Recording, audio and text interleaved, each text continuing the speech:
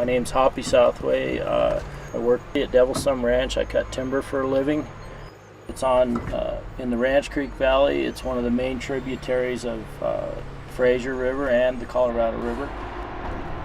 One of the good things about the beetle epidemic is there is more water in the ground because the trees aren't sucking up the water. It would be a shame to see any of these tributaries dry up. Just for the sake of developing the Front Range.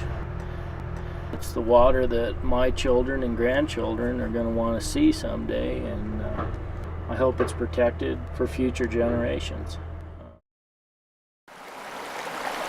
I feel a connection with all waters, and the Fraser is the water here that I feel connected with.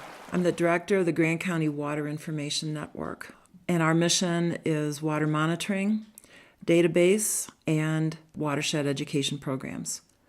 The Fraser is important because in some way, no matter what you do for a living here, you're connected to the river through the economics of tourism, water that you use, water that you send your kids to school in, to take field trips in.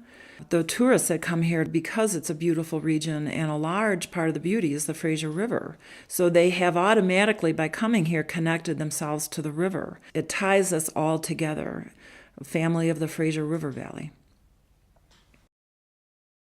For me, skiing is a little like flying, I do it because I didn't have wings. I am Liz McIntyre, and I won the silver medal in the 1994 Lillehammer Olympics for mogul skiing. I came to the valley in the mid-'80s to go skiing and stayed ever since. Part of our land is high enough so I can look down and see the river, and I go up there quite often to just sort of get my thoughts together. And yesterday there were 3 deer crossing the river and going through the cottonwoods, and you realize how important it is for a wildlife corridor. But it is hard for me to look at the river now and think there's going to be less water in it because of those diversions. There's people fishing and just trees.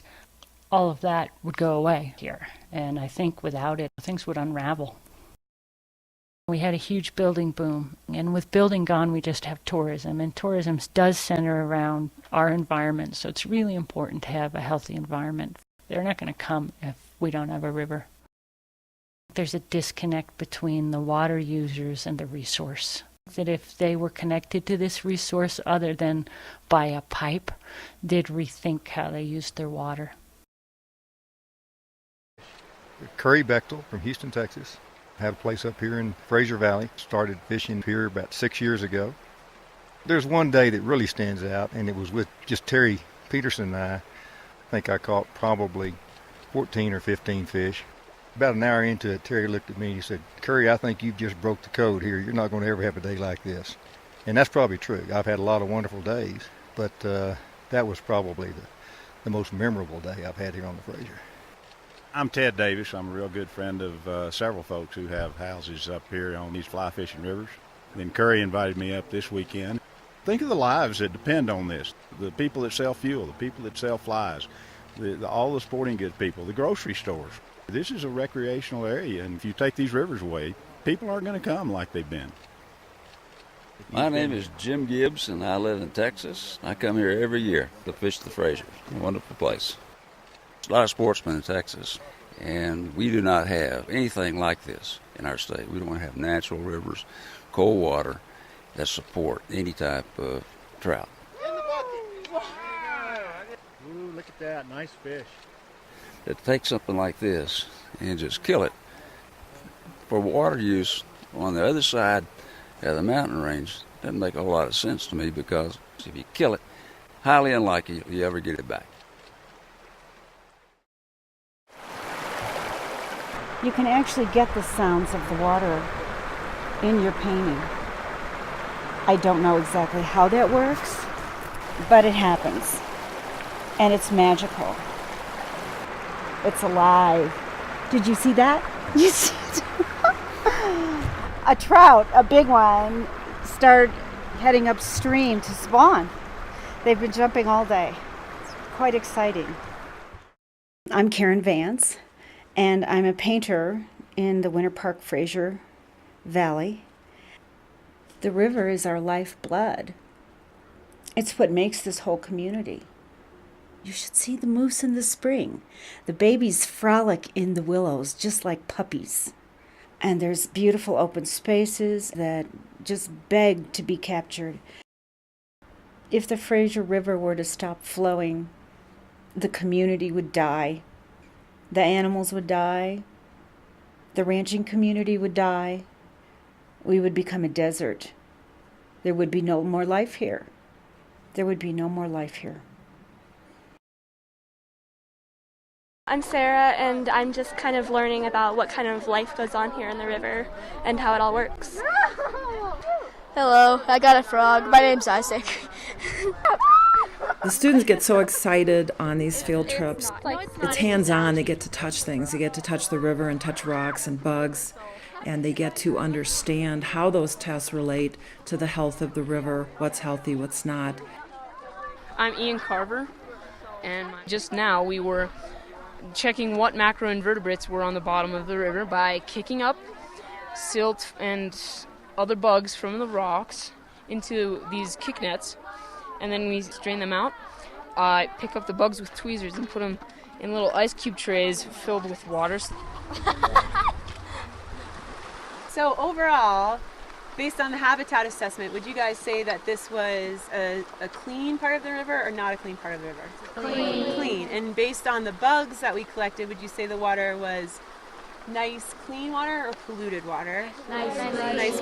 Okay, this part of the river is clean, and maybe we can use the cleanliness of this part of the river to set standards for other parts of this river in the same county or in the same watershed. Does that make sense?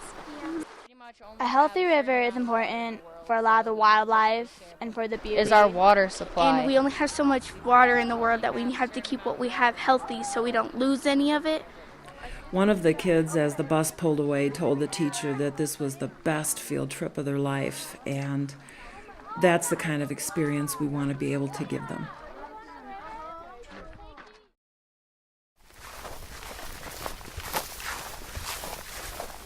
There's been big rainbows right off of this side right here where the bubble line is.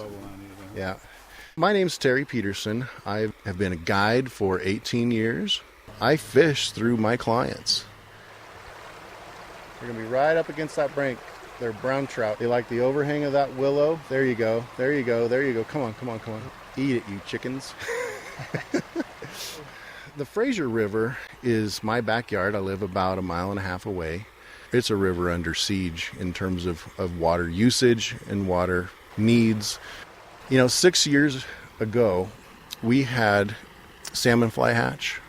It's dropped off to the point that I've only found one salmon fly this year. One. The people in the Front Range just don't know what the impacts are.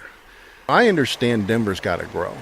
That if more people understood where their water comes from, they would be more than happy to make adjustments.